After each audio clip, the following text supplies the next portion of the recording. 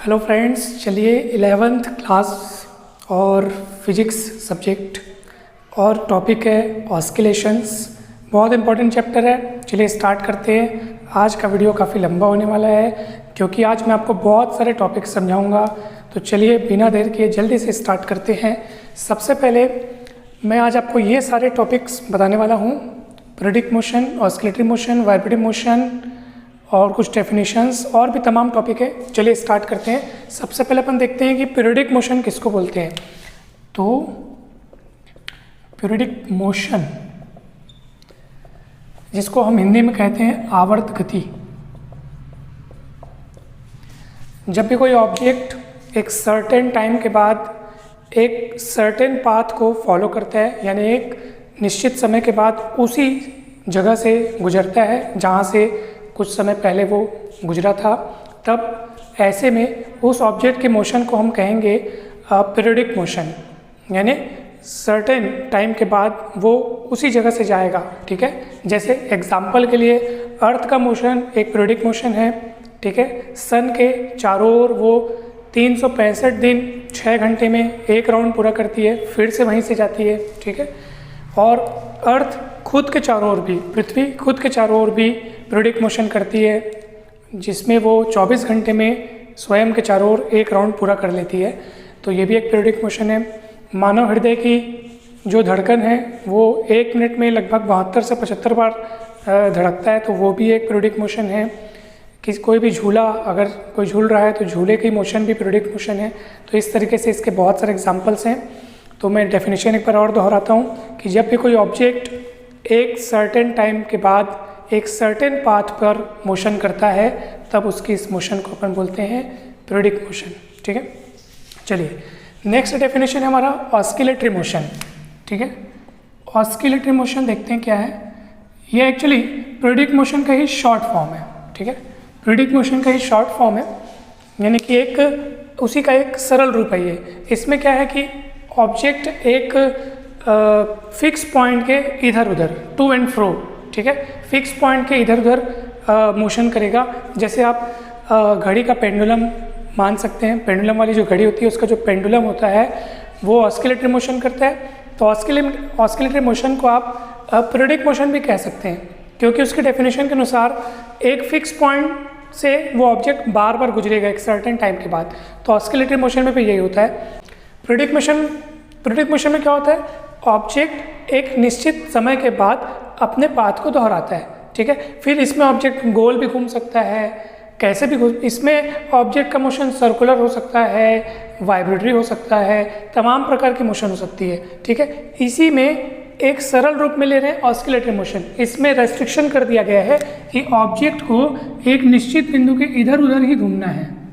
ठीक है, तो मैं एक निश्चित तौर पे ये कह सकता हूँ कि हर ऑस्किलेटरी मोशन पीरियडिक मोशन होती है, लेकिन हर पीरियडिक मोशन ऑस्किलेटरी मोशन नहीं होती है। जैसे अर्थ सन के चारों ओर घूमती है, ठीक है, 365 दिन में एक राउंड पूरा करती है, तो ये पीरियडिक मोशन है क्योंकि वापस उसी पाथ को वो दोहराएगी। बट ये ऑस्किलेटरी मोशन नहीं है क्योंकि वो फिक्स पॉइंट के इधर उधर थोड़ी मूव कर रही है, वो तो गोल गोल घूम रही है, सर्कुलर मोशन कर रही है। तो आप इसको ऑस्किलेटरी मोशन नहीं कह सकते, आप इसको पीरियडिक मोशन कह सकते हैं। तो एट एंड कंक्लूजन ये निकला कि हर ऑस्किलेटरी मोशन जो है वो पीरियडिक मोशन होती है, लेकिन हर पीरियडिक मोशन ऑस्किलेटरी नहीं होती है। ठीक है, चलिए नेक्स्ट देखते हैं वाइब्रेटरी मोशन। ठीक है, एक्चुअली ऑस्किलेटरी को ही हम लोग वाइब्रेटरी मोशन कहते हैं। मैंने वहाँ पर लिखा है ऑस्किलेटरी मोशन, या फिर इसी को क्या बोलते हैं, वाइब्रेटरी मोशन। ठीक है, हिंदी में इसको बोलते हैं दोलन गति या कंपन गति। ठीक है, तो ये हो गया।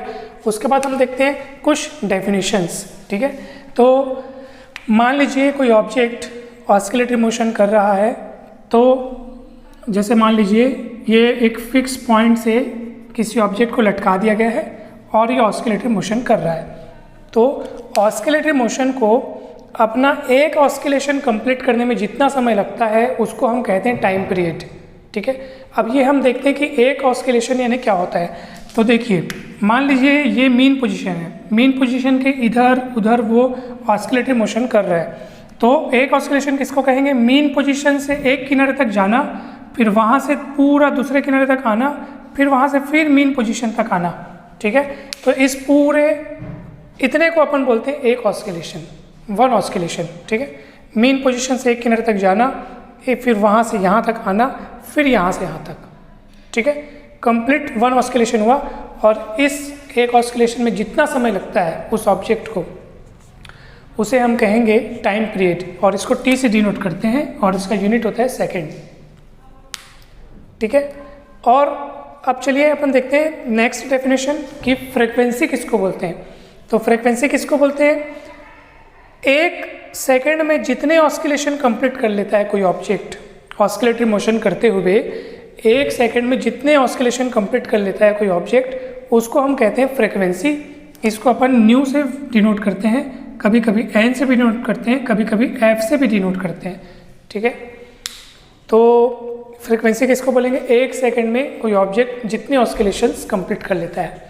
तो आप दोनों में अगर रिलेशन देखेंगे तो ये होगा कि देखो टी समय में कितना ऑस्किलेशन हुआ, वन ऑस्किलेशन, ठीक है। तो एक सेकंड में कितना ऑस्किलेशन होगा, 1/t ऑस्किलेशन। और एक सेकंड में जो ऑस्किलेशन होता है, जितने ऑस्किलेशन होते हैं उसी को फ्रीक्वेंसी बोलते हैं।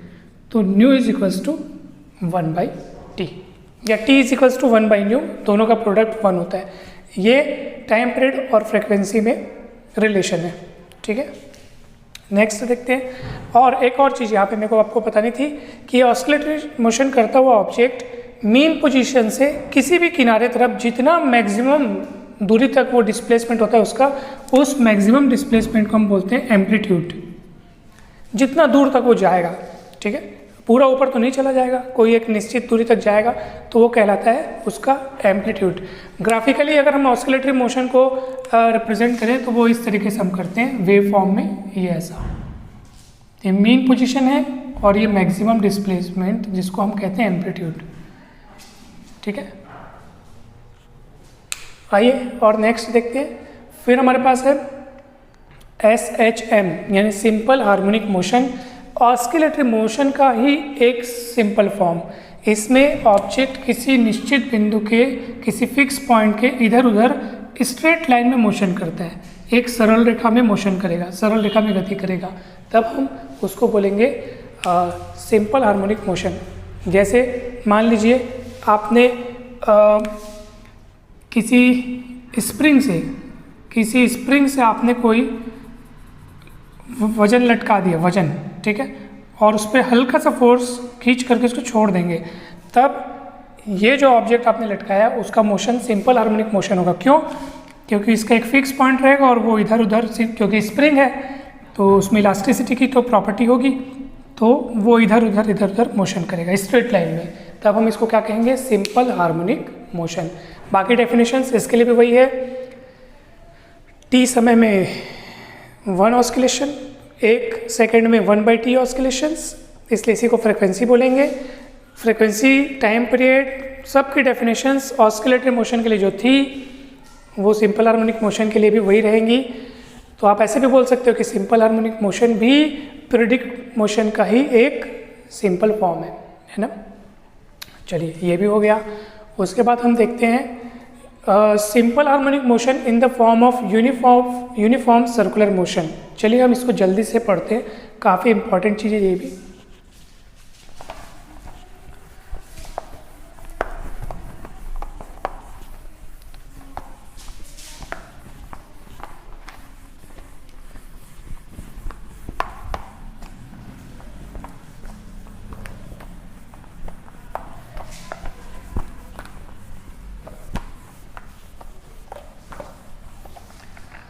मान लीजिए कोई ऑब्जेक्ट सर्कुलर मोशन कर रहा है, ठीक है, ये सेंटर हो गया और यहाँ से वो अपनी मोशन चालू करता है। कोई ऑब्जेक्ट सर्कुलर मोशन कर रहा है तो मान लीजिए वो पॉइंट एक्स से चालू करता है, चलते चलते यहाँ तक पहुँचता है मान लो। अब हमको क्या करना है, जब भी पॉइंट चलेगा तो उसके हर पॉइंट पर, उसकी हर पोजीशन पर हमको वहाँ से लेकर के ये वाली लाइन, जो मैं इसका नाम देता हूँ y/, उस पर एक नॉर्मल डालना है। तो मैं यहाँ पे एक नॉर्मल खींचा और नॉर्मल के फुट पॉइंट को मैं n नाम दिया, ठीक है, फुट पॉइंट, चरण बिंदु या इसको लंब पथ का बिंदु भी कहते हैं, इंग्लिश में फुट पॉइंट आप बोल सकते हो, फुट पॉइंट। तो ये मैंने एन यहाँ पे इसको नाम दे दिया, ये पॉइंट पी यहाँ पे मान लो पहुँचा है। फिर चल के आगे बढ़ेगा तो उसका फुट पॉइंट यहाँ आएगा, फिर वो चल के आगे बढ़ेगा, फुट पॉइंट यहाँ आएगा। यानी आप देख रहे हैं कि वो पार्टिकल यहाँ से यहाँ तक चल रहा है तो फुट पॉइंट उसका यहाँ से यहाँ तक बढ़ रहा है। पहले यहाँ था तो फुट पॉइंट यहाँ था, पार्टिकल यहाँ तो फुट पॉइंट यहाँ, पार्टिकल यहाँ तो फुट पॉइंट यहाँ, पार्टिकल यहाँ तो फुट पॉइंट यहाँ, पार्टिकल यहाँ तो फुट पॉइंट वहीं, पार्टिकल सड़क के इधर आएगा तो फुट पॉइंट इधर पड़ेगा, फिर पार्टिकल इधर आ जाएगा, फुट पॉइंट इधर आएगा, पार्टिकल इधर, फुट पॉइंट इधर। यानी जब पार्टिकल इधर से इधर जा रहा था तो फुट पॉइंट आगे बढ़ रहा था, जब पार्टिकल इधर से इधर आ गया तो फुट पॉइंट वापस नीचे आ रहा है। अब पार्टिकल इधर आगे बढ़ेगा तो फुट पॉइंट नीचे तरफ आएगा, फुट पॉइंट फिर नीचे आएगा, पार्टिकल इधर आएगा, फुट पॉइंट इधर आएगा, फिर पार्टिकल जब ऊपर बढ़ेगा तो उसका फुट पॉइंट इधर पड़ेगा, फुट पॉइंट इधर आएगा। फिर यानी आप देख सकते हैं कि पार्टिकल सर्कुलर मोशन कर रहा है और उसका फुट पॉइंट किस तरीके की मोशन कर रहा है, चलिए देखते हैं। जब पार्टिकल यहाँ से यहाँ तक जा रहा था तो फुट पॉइंट सेंटर से लेकर ऊपर तक गया, फिर पार्टिकल इधर से ये वाले हिस्से में आया तो फुट पॉइंट वापस नीचे आया, पार्टिकल इधर आया तो फुट पॉइंट इधर आया, पार्टिकल फिर इधर गया तो फुट पॉइंट ऊपर गया। यानी फुट पॉइंट ऊपर नीचे मोशन कर रहा है। यही तो सिंपल हार्मोनिक मोशन है, ठीक है। तो हम ऐसा कह सकते हैं कि जब भी कोई पार्टिकल सर्कुलर मोशन करता है तो उसका foot point simple harmonic motion करता है, ठीक है। तो इस टॉपिक को आप अच्छे से जानिए, बहुत अच्छा चीज़ है ये। तो चलिए अब हम डिस्प्लेसमेंट इक्वेशन देखते हैं। मेरे को यही बताना था आपको कि सिंपल हार्मोनिक मोशन को हम यूनिफॉर्म सर्कुलर मोशन से कैसे रिलेट कर सकते हैं। तो इस तरीके से हम रिलेट किए कि जब भी कोई पार्टिकल सर्कुलर मोशन करेगा तो उसका foot point simple harmonic motion करेगा, जिसका मीन पोजीशन होगा उस सर्कल का सेंटर, ठीक है। चलिए अब डिस्प्लेसमेंट इक्वेशन देखते हैं। मान लीजिए यहीं पे देख लेते हैं अपन। मान लीजिए कोई पार्टिकल मोशन करते करते मान लो यहाँ तक पहुँचा है, पॉइंट बी तक, ये एंगल बन गया थीटा, यहाँ से फुट पॉइंट डाले अपन एन मिला, ये डिस्प्लेसमेंट वाई हो गया, और ये थीटा है तो ये भी थीटा होगा, ठीक है। एंगुलर वेलोसिटी का वैल्यू होता है angular displacement upon time, formula होता है एंगुलर वेलोसिटी का एंगुलर डिस्प्लेसमेंट अपॉन टाइम। तो यहाँ से थीटा के लिए निकाल लो ओमेगा टी, ठीक है। ट्राइंगल, नॉन ट्राइंगल OMP में आप देखो साइन थीटा लगाओ, साइन थीटा, तो साइन थीटा होता है परपेंडिकुलर अपॉन हाइपोटेनियस, तो ON अपॉन हो जाएगा OP। मान लो इसका सर्कुलर पाथ का जो रेडियस है वो A है, तो ये जाएगा ON की वैल्यू A, OP की वैल्यू ON की वैल्यू Y, OP की वैल्यू A, और ये साइन थीटा, तो Y इज इक्वल्स टू हो जाएगा A sine theta. This is called, एक और यहाँ पे लिख लेते हैं, थीटा की जगह ओमेगा टी लिख लीजिए आप, A साइन ओमेगा टी।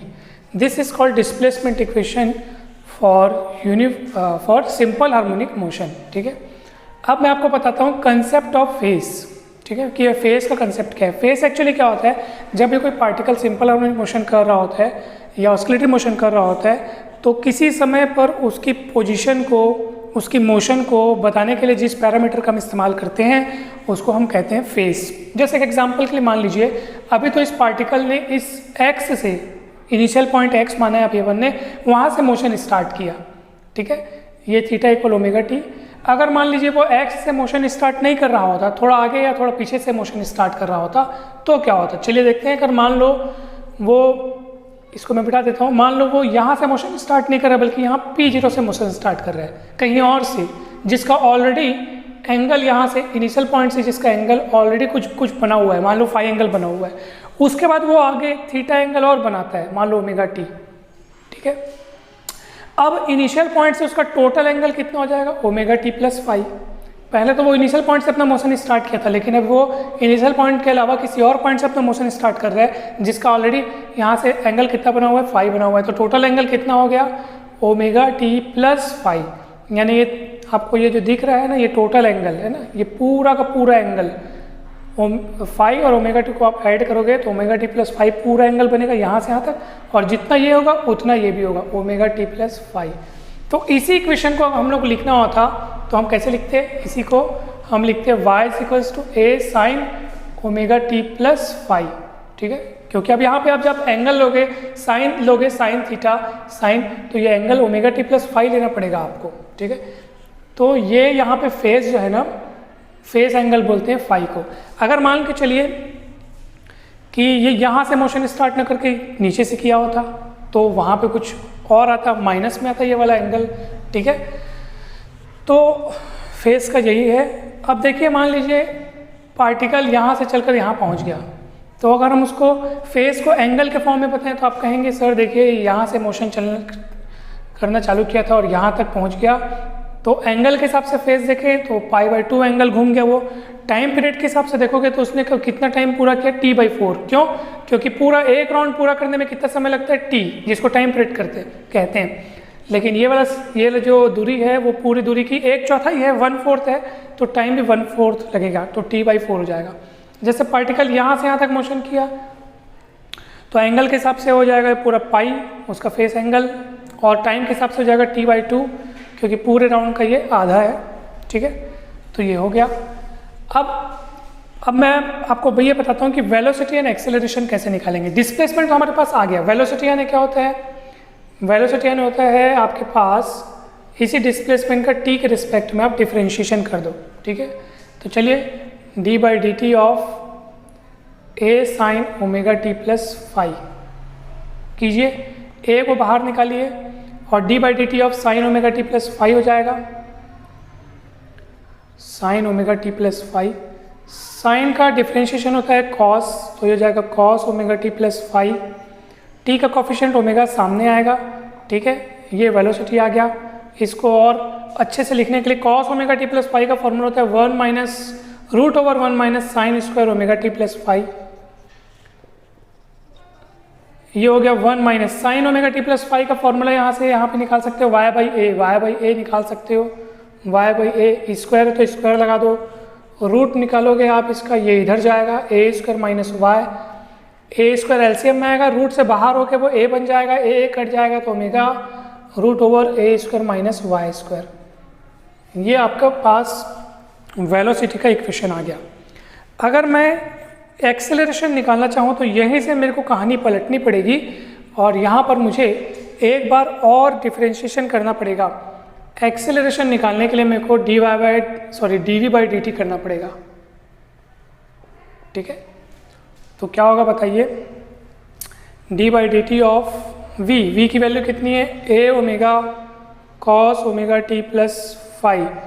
इसका डिफ्रेंशिएशन करेंगे, a ओमेगा बाहर चला जाएगा, ठीक है, और cos ωt प्लस फाई का डिफ्रेंशिएशन होता है minus sine ωt plus phi, ठीक है।